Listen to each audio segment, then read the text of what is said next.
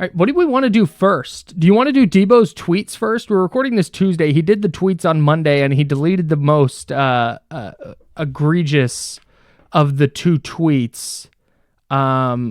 Let's start there because I can't think of a worse time for a player a struggling player to take to social media to deny that he's struggling. He has deleted the tweet, so I'm tracking it down right now, but I want to make sure and read it for anybody who might have missed it or might have forgotten. He said, quote, "Not struggling at all, just not getting the ball," with 7 exclamation points and a shrugging emoji. That tweet has now been deleted. Man, we've talked about this before on this pod. He's struggling. It's okay. Pretending like it's because he's not getting the ball is silly. Right. The idea that he's not getting the ball, particularly, I think it's a tough look after the Packers game when he has a pass go through his hands that gets intercepted. That ended up being a pretty critical play in that game. Not that it ever felt like the 49ers were going to win that game, but sure. At that point in the first half, it was a close game. And you could not be having Deebo Samuel have a pass go through his hands and get intercepted. So it's a little bit tough from that perspective. Deebo's always had issues with drops. Even in 2021, he had the highest drop rate of his career. I think it was 12% of his passes was looking around on PFF today. But the biggest thing, even aside from just the number of targets he's getting, it's the missed tackles numbers. It's the yards per route run. It's everything. Like, the numbers are way down across the board, and it's noticeable. And it's not a situation where, he's being really efficient when he does get the ball. It's that when he does get the ball, it looks dramatically worse than it has in recent years.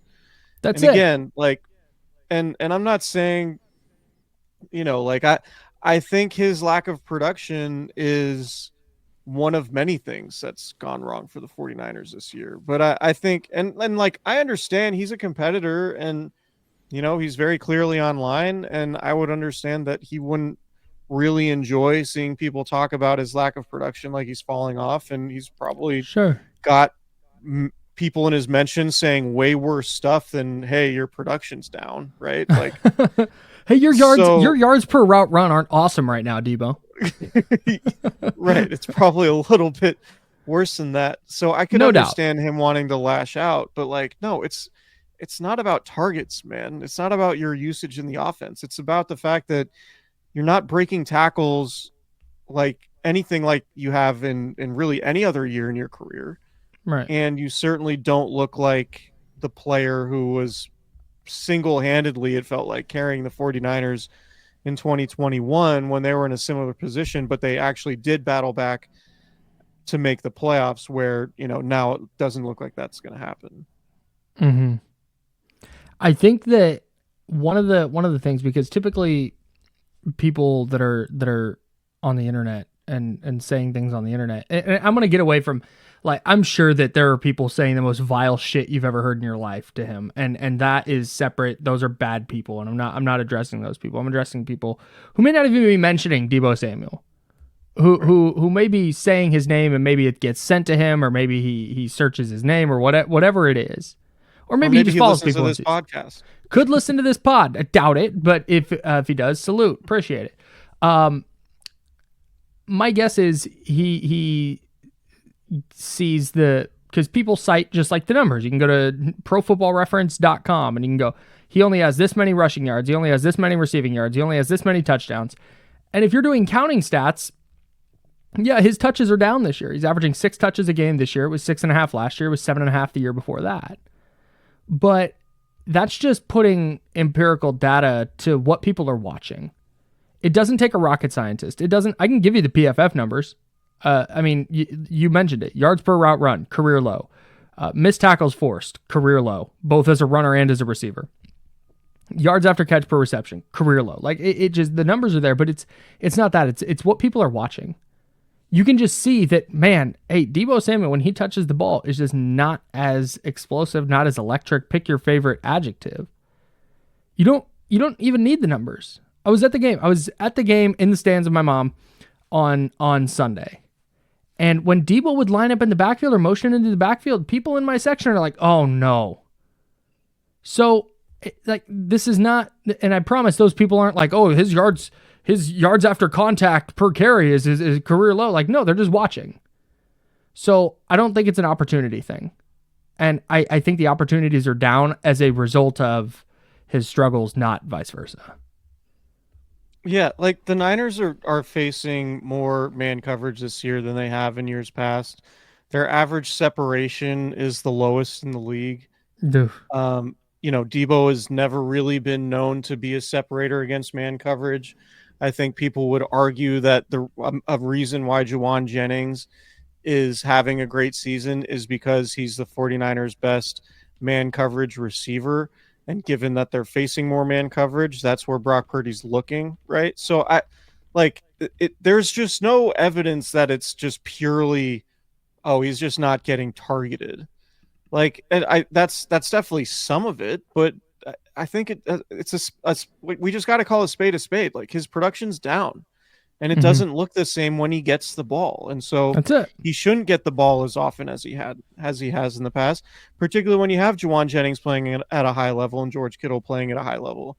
And frankly, like when it's when Kyle Shanahan and his offense are going well, very rarely is it more than one or two guys that are really like going off, right? Like the Niners are at their peak last year and in other seasons.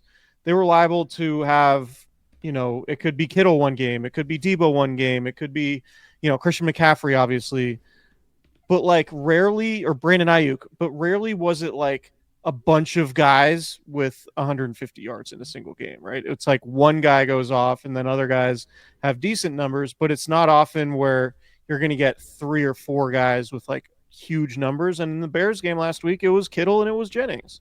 And Garendo to a certain extent, right? But it wasn't, Deebo just happened to be fourth in that pecking order. And so, like, I think it's okay for Deebo to have a little bit of self-awareness and be like, yeah, it's not, I understand why he's frustrated, but like totally to tweet this is not productive. I don't think it's correct. But I also don't think it's like, I don't think people in the locker room are going to be like looking at him sideways and be like, dude, what are you talking about? And I don't think anybody in the building, like, I don't think Brock Purdy or Juwan Jennings are like going to take it personally. I don't think Kyle Shanahan really cares that much. This isn't like locker room cancer type stuff, in my opinion. I just think it's kind of needless. And it's like, dude, just have a little bit of self-awareness and understand that, yeah, your production's down. And maybe focus on what you need to do to get your production back up instead of changing some opinions on a social media app. Sure. I wonder if anybody read that who thought Deebo was struggling was like, oh damn, good point, Deebo. Right. He's not struggling because he said it. I don't want to beat a dead horse here. Deebo Samuel's a talented enough player that maybe he comes back and has 120 all-purpose yards against, or scrimmage yards, I should say, now that he's returning kicks too. Scrimmage yards against the Rams, and this conversation looks silly, but he's been undoubtedly through 14 weeks struggling. And we'll talk about it a little bit more when we get to our prize pick, some of the numbers, but if the 49ers are going to make a miracle run here, they're going to need the best version of Deebo. Yeah, that's kind of it. And we haven't gotten it. He hasn't broken a tackle in since the Tampa Bay game. He has 8 missed tackles forced this year on 40 receptions. Last season, he had 33 missed tackles forced on 73 receptions. Yeah, like that's it's a bummer. Basically, and would it shock you? Hey, go ahead. So put another way, on like a fifth of his receptions, he's forced to miss tackle. Whereas last year it was almost half. Yeah, right. I've asked this question to a couple people, and I'm going to ask you as well. I'm just on so many platforms, so no. Again, this is, and I've said this the same way. If you follow me at all, you're going to have heard this multiple times, but It's total speculation. Guy with a microphone yapping. Would it shock you at all if we got that Adam Schefter tweet in like May that Deebo Samuel underwent some kind of offseason surgery? No. Or if like Wednesday night or Thursday morning, it's like Deebo Samuel's been playing with a hairline fracture in his foot or something, like some Fred Warner, whatever it is. Yeah. Yeah, But we've said that before. Like, that would I not think shock there's me a one bit. I don't think I think there's a better chance that Deebo Samuel is playing hurt than Deebo Samuel's just like completely washed. Right. Just woke up washed. Yeah. Yeah. Like I don't think, because he's still, particularly on like the kickoff returns, he still looks fast. Like he still looks like he's just not, for whatever reason, he just doesn't seem to have the same force offensively when it comes to forcing missed tackles. Yeah. And I don't know what to attribute that to. Like I'm not, like I don't know either. Don't know what his body feels like, but like I think there's a chance that he's playing through something, and that's what this is. But I also think there's a pretty reasonable chance that this is in fact going to be the last year Deebo Samuel's with the Niners, given the contract stuff. And I guess that's probably a good way to transition into Javon Hargrave, because I think the news that came out Tuesday sort of indicates his future as well.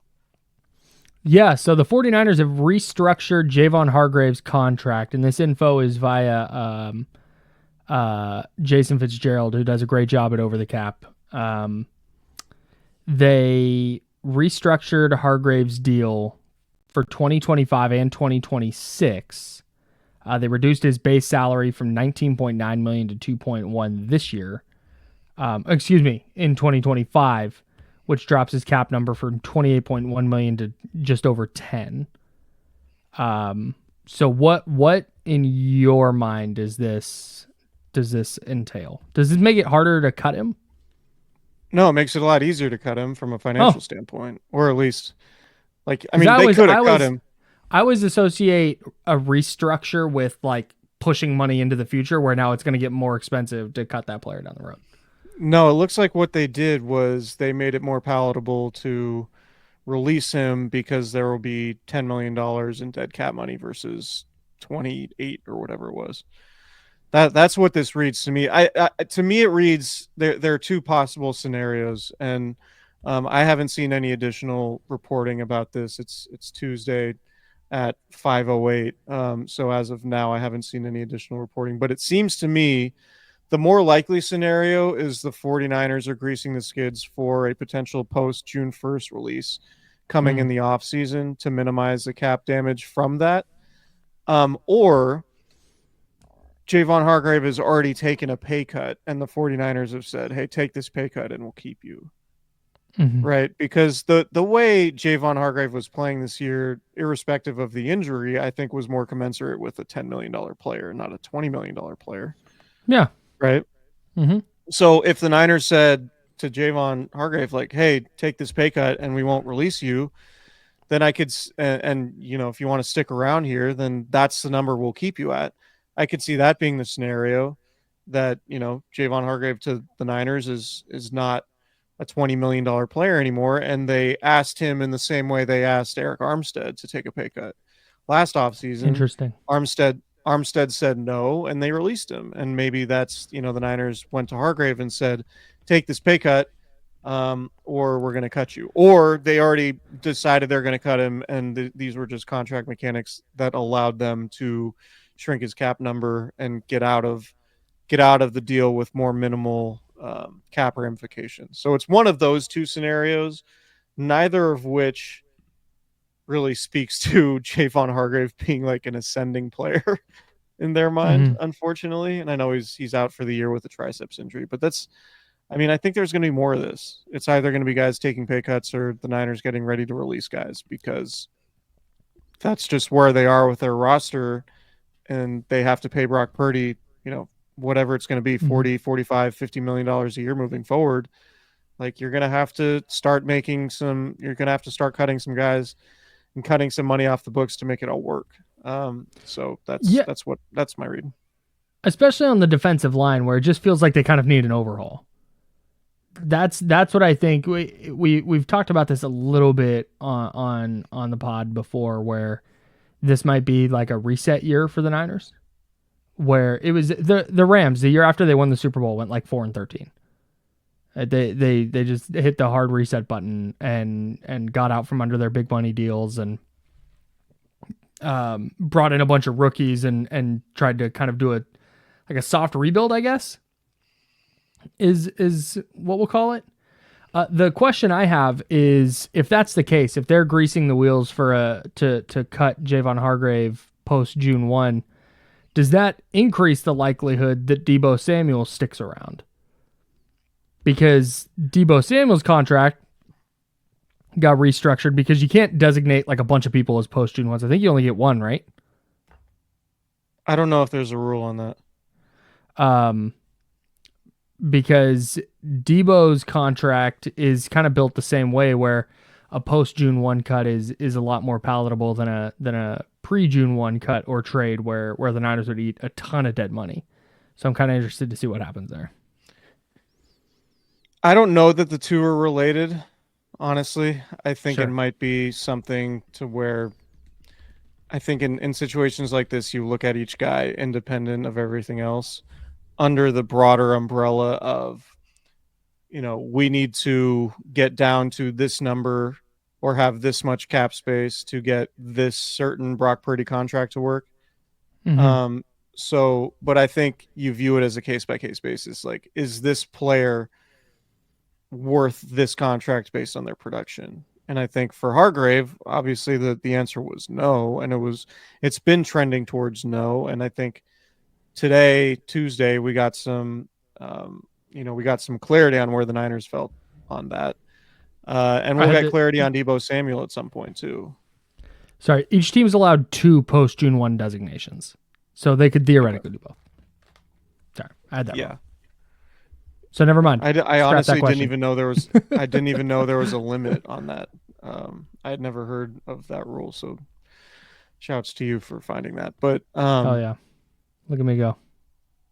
Yeah, I mean my general thought is there are going to be a lot of departures this offseason, and I think you make a good point when you bring up the Rams. Like it does feel like, you'll keep Fred Warner, you'll keep George Kittle, Brandon Ayuk, Nick Bosa, probably Brock Trent Purdy. Williams, Brock Purdy, obviously Christian McCaffrey. Like you'll keep those guys, and then you're going to be looking at a lot of younger, newer faces surrounding that core, in my opinion. Yeah, it feels like one of those off seasons where the Niners are going to have a lot of like quality players walk out the door. Maybe not necessarily foundational players, which is what you just named, but like Charvarius Ward, good player, probably not back. Dre Greenlaw, good player. I mean, we'll see what his health looks like, but probably not back. Isaac Yiadom has been solid, probably not back. It just, unless it is a Curtis Robinson, Walter Payton Man of the Year nominee, probably not back. Talanoa Hufanga is another one. So there's going to be a lot of quality walking out the door, and that's why as the draft gets closer, I think that's something we're going to look at pretty close, because the Niners aren't going to be able to do what they've done in the past, where they just supplement their roster with these free agent signings. They're going to actually have to draft and develop and start hitting on some of these picks again, where they're younger, cheaper, and throwing another Super Bowl window open. Yeah, I mean, that's the whole key. The reason why they're Super Bowl open to begin with was because they drafted a bunch of great players. Yep. And the only way to keep it open is to continue to draft great players. And they haven't. Man, who's the last great player they drafted? Is it Purdy? Does Lenore count? Yeah. Lenore's 2021. Yeah. Is that right? Yeah, Purdy's in there. Yeah. But like Kittle in the 5th round, Fred Warner in the 3rd round, Hufanga in the 5th, Greenlaw in the 5th. Like you gotta keep rolling some 7s if you're gonna have a window open, because they're not gonna be able to keep all these, and you're not gonna win with aging veterans. Like we're kind of learning that lesson. Like when you have older players, attrition is a real thing, and when you make a bunch of deep playoff runs and you have older players, it's going to be hard for those guys to stay on the field, and that's another one of the lessons to take away from this year, I think. Did you know the Rams? So the Rams 2022 season, the year after they won the Super Bowl, that was the year that Matt Stafford's arm almost fell off, and Baker Mayfield and John Wolford and Bryce Perkins all started games for them. And it just in general didn't go great. Cooper Kupp only played 9 games. But that year, they were 27th in points scored and 32nd in yards. Oh, I didn't realize how bad that season was. I don't think the Niners season gets that bad. I don't think it's that ugly. No, we'll see. But like, anyways, Trent Williams didn't practice today. Nick Bosa didn't practice today. Like, it's kind of feeling like, are the Niners going to have them out in the field at all for the rest of the season? Like, is it even worth it to have them out there? Yeah, it feels to me. So we can spin this forward. Speaking of the Rams, the 49ers and Rams play on Thursday. Don't love the spot for the 49ers.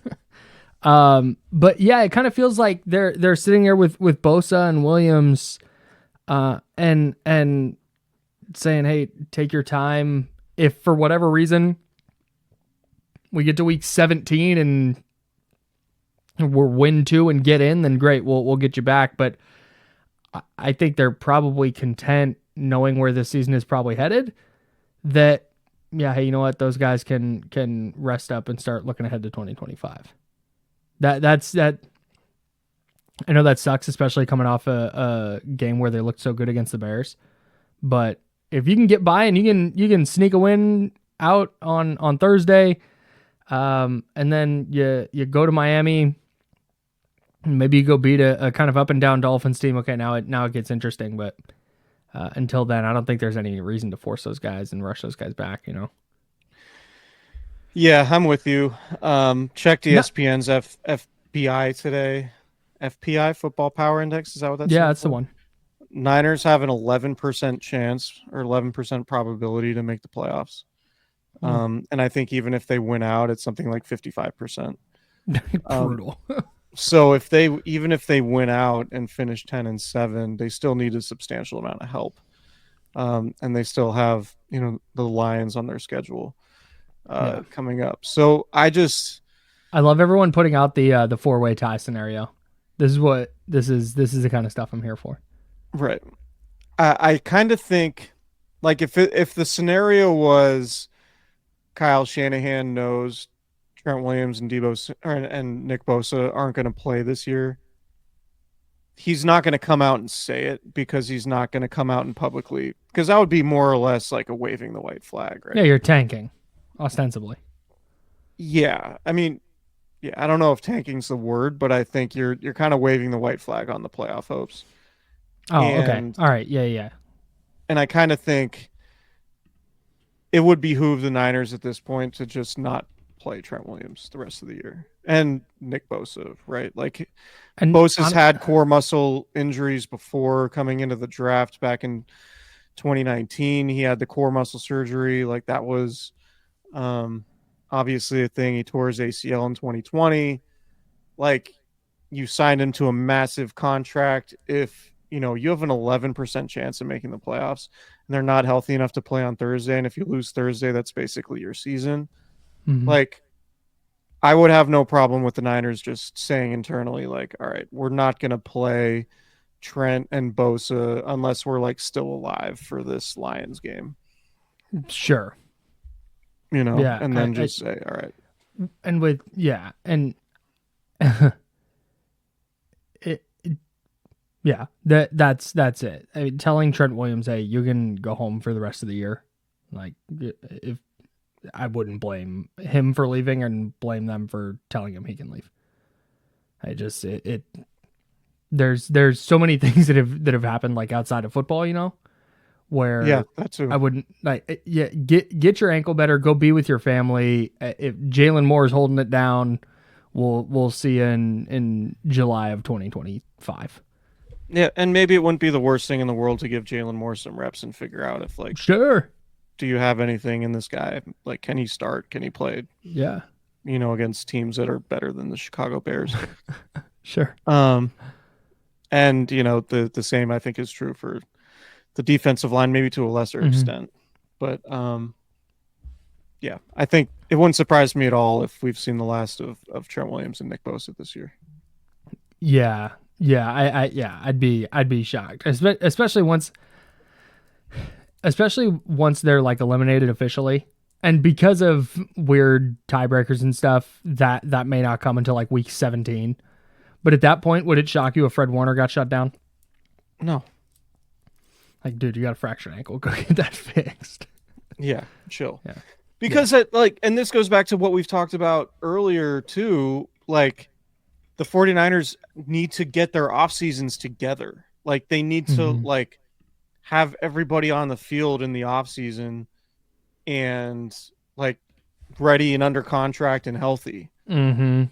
Exactly. Like that's like, so if getting started on, the off season program means shutting your guys down so they're healthy and you can actually have an adequate ramp up and have everyone under contract and on the same page, then I think you're far more likely to have a successful 2025 season. And that's more important right now than making sure, Trent Williams gets back on the field this year. Yeah. Yeah. I'm with you for sure. Especially given like this past offseason, I know there was the major injury stuff and there was the contract stuff, but like they were so injured they couldn't have joint practices. Yeah, that has to be priority number one, because when you start stacking things and when we do the post-mortem on this season, that's where it all kind of started. Was the contract stuff with Brandon Ayuk wasn't great. The Trent Williams stuff was, contract stuff didn't help, I'm sure. But they also had like Jacob Cowing and got Ricky Pearsall even before he got shot. Dealt with a bunch of injury stuff. Jacob Cowing, bunch of injury stuff. Garendo, bunch of injury stuff. Like they just had all these things that happened during the preseason that never allowed them to kind of play together.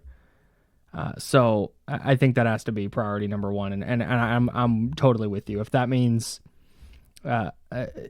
shutting it down in 2024 with an eye toward 2025, I'm not blaming them. Yeah, and they're gonna it's playing with urgency and back against the wall, and you want to win every game and you want to do everything you can because who knows? Never say never. I get that, but they need to win out and get help. And if you lose on Thursday, it's like, man, it's. You got to go 3-0. You got to go to Miami. You got to host the Lions. You got to go visit the Cardinals. Like, ugh. It would like if their playoff probability was a coin flip at this point, and it's like, all right, win out and you have a 95% chance of making the playoffs. Then you feel a lot better about kind of thrusting Trent Williams and Nick Bosa back onto the field. You're like, all right, we can still get to the playoffs here, right? But you have an 11% chance of making the playoffs right now. Yeah. What's the cost benefit? Cost benefit, right? Is that right? Yeah. It feels like it would be a bad decision to force Trent Williams out there. Like, say Trent Williams like goes out there, suffers another injury, and then it's like, oh, Trent Williams needs off-season surgery. Right. And then you're looking at, before his 37-year-old season, he's spending his entire offseason recovering from ankle surgery. Right.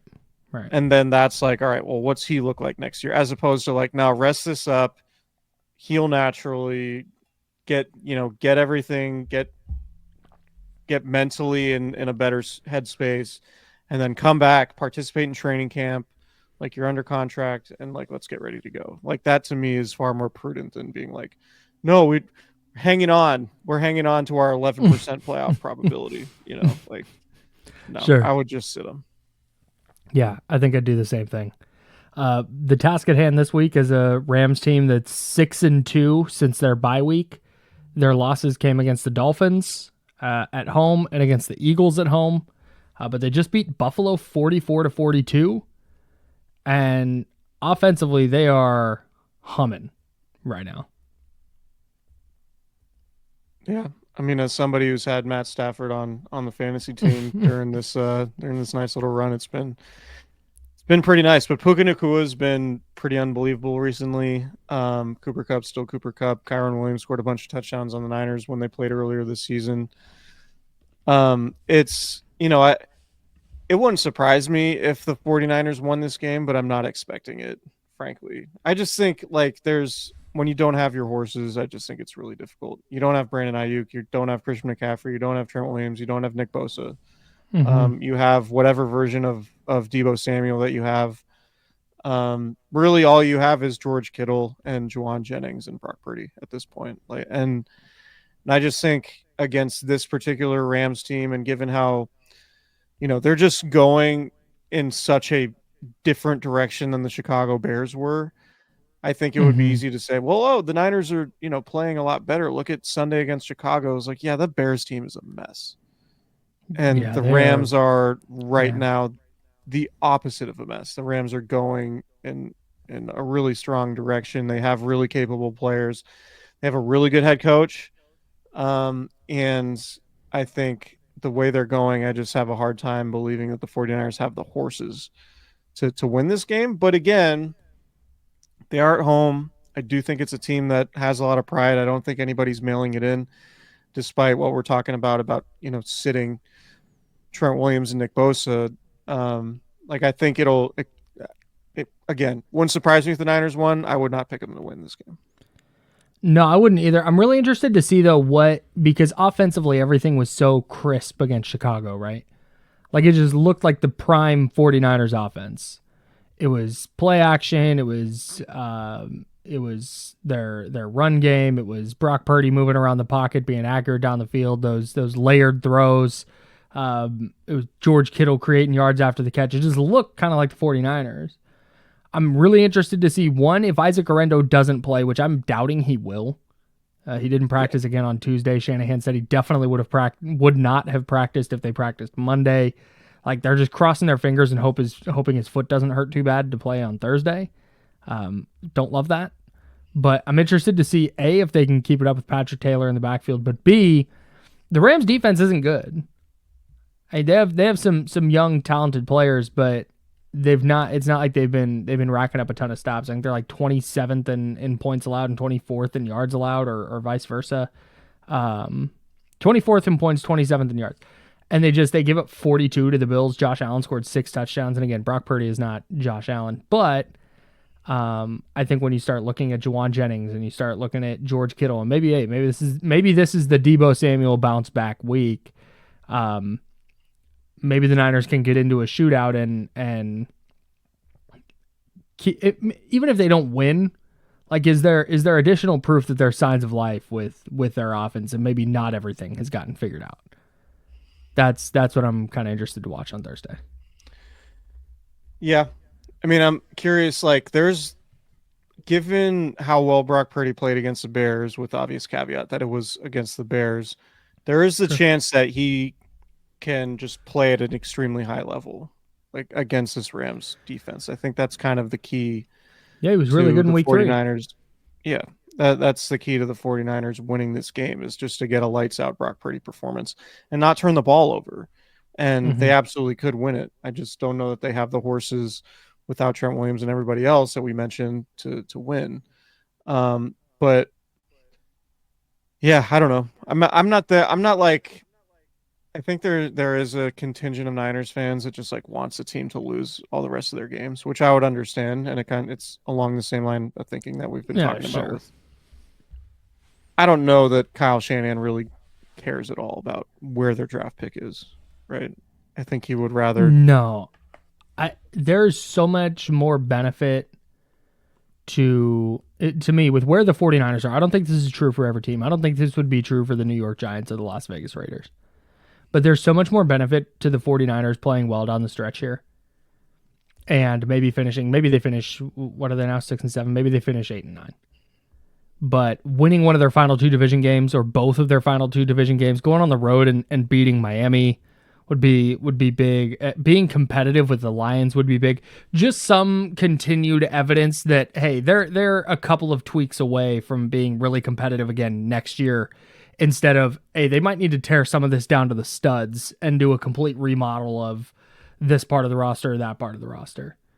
That's the benefit of and that far and winning a couple of your last 4 games here, and picking 17th is so much more beneficial for me than going 0-4 and picking 12th.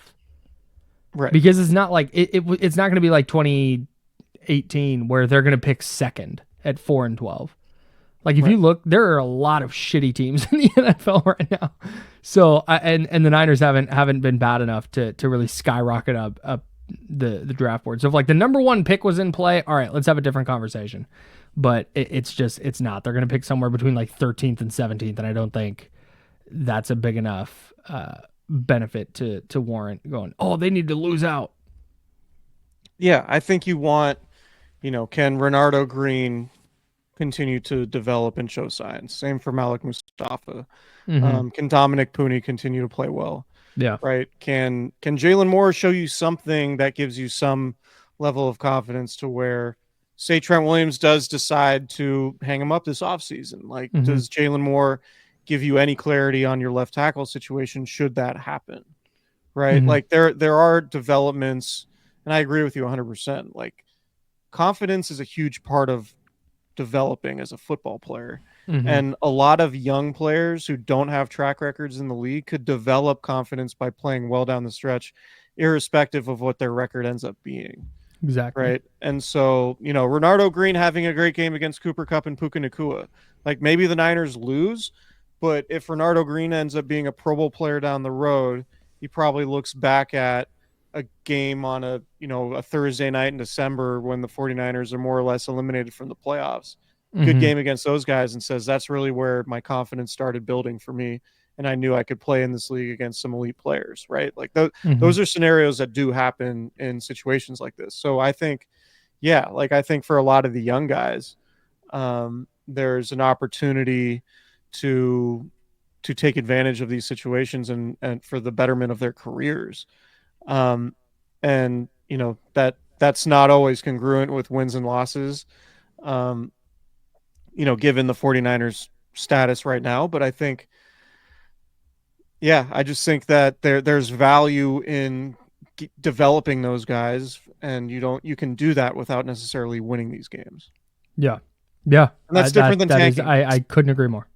Tanking is playing a bunch of practice squad guys who, aren't going to be on the team next year and just doing it solely so you get better draft position. Like, I think the Niners can develop their guys, care less about wins and losses in the short term, and see if they can develop some of their foundational pieces that can contribute to potentially getting back to contention in 2025. A perfect example of this is Isaac Orendo last week. Yeah. Seeing that, Isaac Orendo can be impactful as a pass catcher, not just lingering out in the flat. He can run a crossing route, and he ran that go route and beat a linebacker and made a nice catch on a ball that was a little underthrown. Ran effectively. Hey, check this out. I wanted to mention this on the pod, and this is my avenue to do so. Isaac Orendo this year has 57 carries for 324 yards and 4 touchdowns as a rookie. Trey Sermon and Ty Davis-Price combined with the 49ers.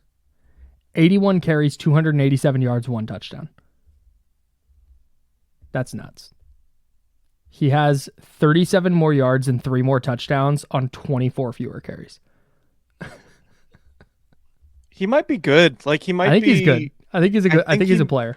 If he can stay healthy, he just moves a lot like Raheem Mostert. Yeah. To me. Yeah, he doesn't have the, Mostert had the offense down and the running style down. I think Garendo does not quite have that yet, but you can see that he's getting better. And I think there's a real chance that his second year with the 49ers is the big one. Well, I mean, insofar as he's playing. He's got to stay healthy. Yeah, that's a big one. Yeah, I'm not super optimistic about the 49ers on Thursday, but there's been perhaps 8 times under Kyle Shanahan that I've not been optimistic about them going into a game against the Rams, and then they win. So, are you optimistic about your Prize Picks lineup? Boy, am I! Download the Prize Picks app promo code Candlestick. I'll give you $50 instantly when you play your first $5 lineup. You can play along. You can fade our lineups. Nope, that's fantasy football. You can fade our lineups, or you can play along with us. I have two, actually. I went with two. I have two lineups. Yeah. Wow. Okay. Yeah. So here's my first one. I'm going Puka Nacua, more than half a rushing or receiving touchdown. He's balling right now, and a Puka Nacua touchdown feels like an inevitability at some point. I'm going Deebo Samuel, less than 47.5 receiving yards. That is a number he hasn't hit since week 10. And part of the reason he got there in week 10 was on the strength of a 32-yard reception. And you see that when you can go through his box scores. I'm not going to do it for you, but I'm not going to bore you with that. But you can go through his box scores, and every single game where he goes more than 47.5, there's like one big play that kind of sparked that. And we just haven't seen that in any of the last 3 games. So I'm going less than 47.5 receiving yards. And then Brock Purdy, I'm going more than 30 pass attempts. I just don't think they trust any of their running backs as like a go-to workhorse back. And I think that's gonna lead them to, in some spots where they might trust Mason or McCaffrey or Garendo to pick up a 2nd and 6 and get him in 3rd and short. I think you're going to see him throw more in those situations. So I think you're going to see Brock Purdy put the ball in the air a lot. I think the Rams are going to score a lot, and I think the Niners are going to have to pass to keep up. So give me Brock Purdy more than 30 passing attempts. And then Patrick Mahomes right now is there's a special at more than half a passing yard. So I'm tacking that one on there to make it a 4-player lineup. Well, I missed the Mahomes one. Wish I didn't. Could have added to this multiplier here. All right, I got flex play, 4 picks. Taco Tuesday special. We're recording this on Tuesday. Made my lineup on Tuesday. We have Puka Nacua. I'm going more than 65.5 receiving yards. Nice. He has 556 receiving yards in his last 5 games, including a couple monster performances, including Sunday against the Bills. I think he had 14 catches on 16 targets or something insane. That catch he made on the sideline over the defender where he got his 2 feet in, and he's so sick. He's a good player. I'm going more than half a rush and receiving TD for our guy George Kittle. That is a demon play. Of course. I just think in the scoring area, the red area, as some like to call it, I think Kittle is going to be a heavily targeted option, and he's just having a great season. One of the few 49ers who is having a great season. So I'm going more than half a touchdown for him. Again, demon play. Love that. Deebo Samuel, I'm going less or fewer than 47.5 receiving yards for the reasons that we've outlined throughout this podcast. He hasn't had more than 22 receiving yards in 5 weeks, and just doesn't feel like one is coming based on the evidence that we have. And the last one, I'm going more than 1.5 passing touchdowns for Matthew Stafford. I think between Puka Nacua and Cooper Kupp, the Rams just have, and even Kyron Williams, the Rams have a lot of options at Stafford's disposal. They're scoring a ton of points. And I think it's pretty likely that Stafford's going to go off potentially, particularly when it comes to scoring touchdowns. So like Matt Stafford, more than a touchdown and a half passing. And those are my 4 picks. And let's look at this flex play. We get all 4. It's a 6x multiplier. We get 3 of 4. It's a 1.5x multiplier. So a little bit of a safe play there with a flex play. I think it's 11x multiplier if you do that with a power play. So keep that in mind. Dynamite. My second lineup is almost the same as that. It's the Puka Nacua Taco Tuesday, more than 65.5 receiving yards. I tacked on the Deebo Samuel less than 47.5 receiving yards again. And then I've got Cooper Kupp, more than half a rushing or receiving touchdown. Yeah. Well, with all this talk, offense right now. With all this talk, maybe the Niners just blow out the Rams. This has 27-6 written all over it. With who winning? Oh, the 49ers. Oh yeah. It is funny how that goes though. Like all of the logic coming into a game says one thing, and then it's like, oh yeah, we come out of it, the exact opposite thing happened. That happens like half the time in the NFL. It's unbelievable. The Eagles beat the Panthers by 6. Like what? The Niners Chargers game in 2022. It was Christian McCaffrey's third game with the team. And I think the Niners were coming off their bye, and the Chargers were the worst run defense in the league by a lot. And it was like, oh man, the Niners are going to run for 600 yards tonight. And I don't even think they rushed for 100 yards. The NFL's weird, man.